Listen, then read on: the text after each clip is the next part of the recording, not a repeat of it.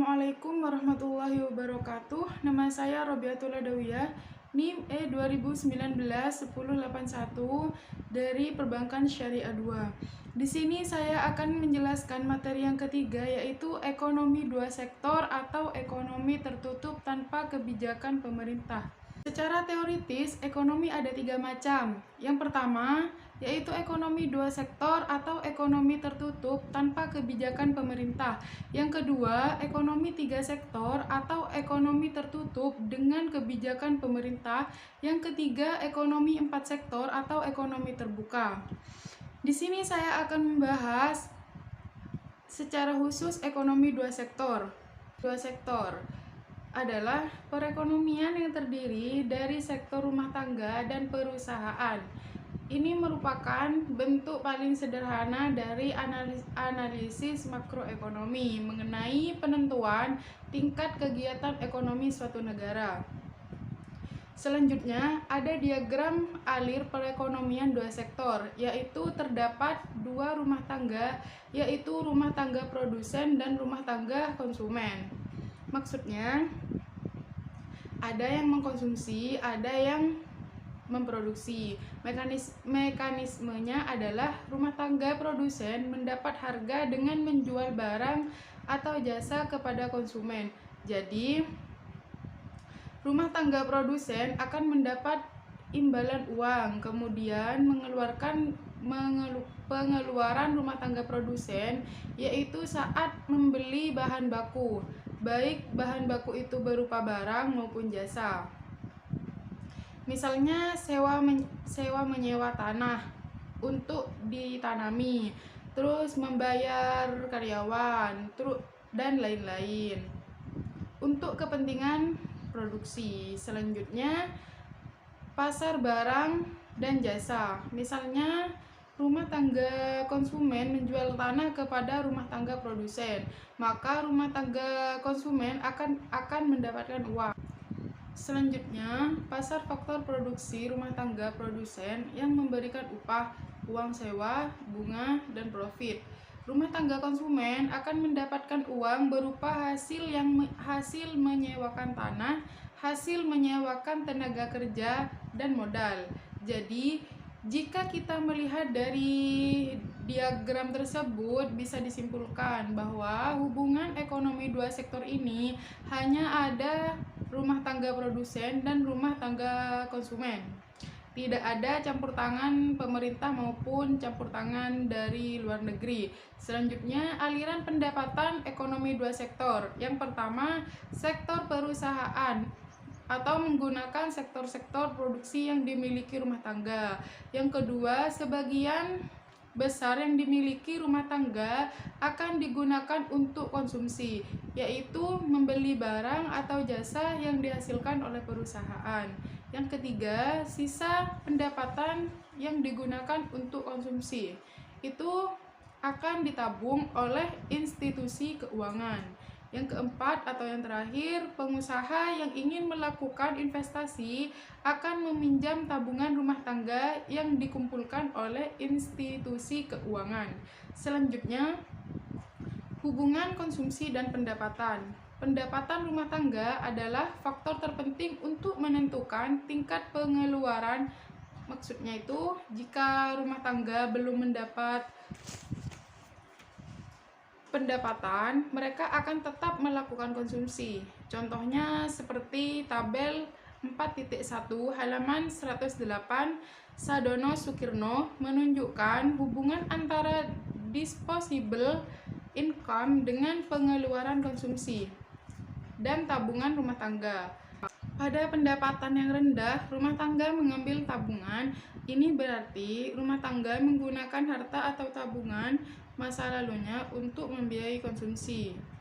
Kenaikan pendapatan menaikkan pengeluaran konsumsi. Sisa pertambahan pendapatan dibuang. Pada pendapatan yang tinggi, rumah tangga menabung. Semakin tinggi pendapatan kita, semakin tinggi pengeluaran kita, itu akan menyatakan seimbang. sehingga ada kelebihan pendapatan dari pengeluaran sehingga rumah tangga akan menabung. Kecondongan mengkonsumsi marginal atau MPC merupakan perbandingan di antara pertambahan konsumsi atau delta C yang dilakukan dengan pertambahan disposable income atau buka kurung delta YD yang diperoleh. MPC sama dengan delta C garis miring delta YD. Yang kedua, kecondongan mengkonsumsi rata-rata atau APC yang merupakan perbandingan di antara tingkat konsumsi atau C dengan tingkat disposable income atau YD. APC sama dengan C garis miring YD. Selanjutnya, kecondongan menabung.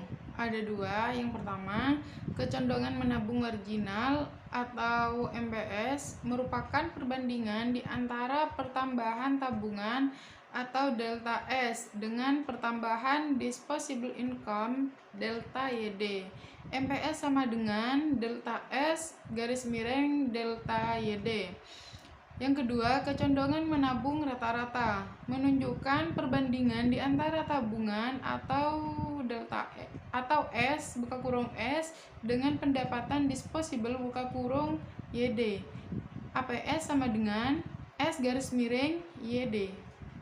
Fungsi tabungan. Fungsi tabungan yaitu suatu fungsi yang menunjukkan sifat hubungan antara tingkat tabungan rumah tangga dalam perekonomian dengan pendapatan nasional atau pendapatan disposable. Fungsi tabungan S sama dengan min A plus buka kurung 1 min B tutup kurung Y. S sama dengan A min plus buka kurung A min B tutup kurung YD. A itu tabungan, YD itu disposable. Fungsi investasi ada dua. Yang pertama, fungsi investasi otonomi merupakan investasi yang besarnya tetap atau jenis investasinya tidak terpengaruh dengan besarnya pendapatan. Yang kedua, investasi terpengaruh merupakan investasi yang besarnya dipengaruhi oleh besarnya pendapatan nasionalnya. Semakin tinggi pendapatan nasionalnya, semakin tinggi investasinya. Contoh angka keseimbangan pendapatan nasional dalam triliun rupiah.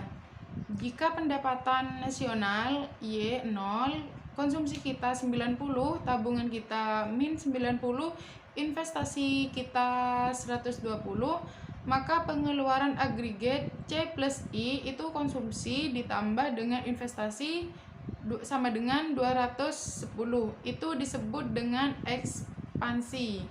Maksudnya ekspansi di sini jika pendapatan 0 atau min kurang dari konsumsi lebih tinggi dari pendapatan, yaitu 90 lebih tinggi daripada 0, maka menyebabkan keadaan ekspansi.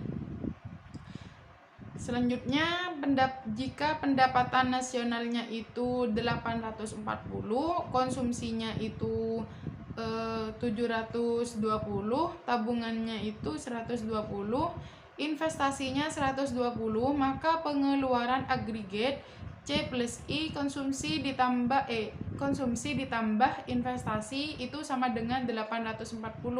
Pengeluaran agregatnya sama dengan pendapatan nasionalnya, sama-sama 840, itu disebut dengan seimbang.